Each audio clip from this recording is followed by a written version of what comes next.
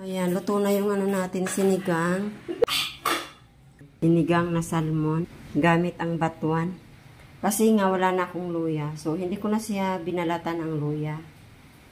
Ganyan na lang siya. Isa natin ng ano, para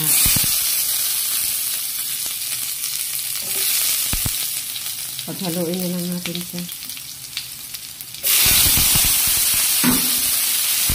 So, ayan. Pasan natin ulit.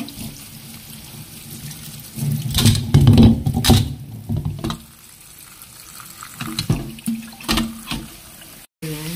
Pinisan na natin para mawala yung langsa. Pero pwede naman sa yung idiretso. Kaso, mas masarap yun. Yung binibisa mo muna yan. Para mawala yung langsa ng isda. Ayan.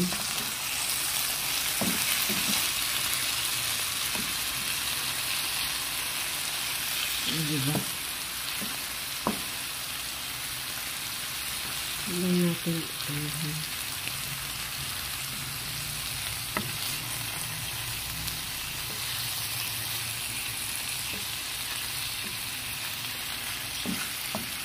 totally mataba na siya, pero meron kasi nagsabi na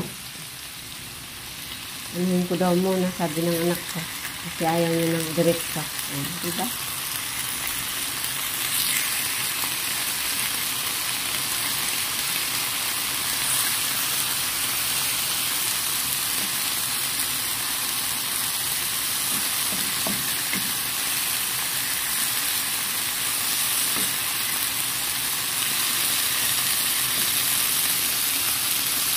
Ayan.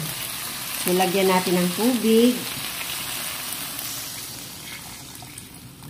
Kasi para kumulong-kulo siya. Diba? Lagyan natin ito.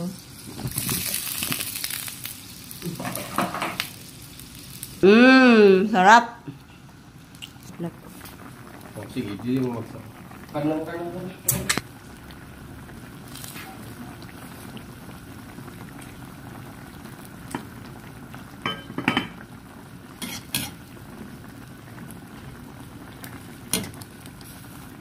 Ayan, luto na yung ano natin, sinigang batuan.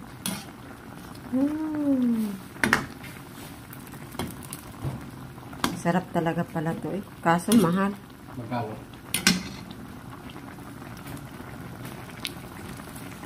Okay na. Ayan, luto na yung ano natin, sinigang. Siya.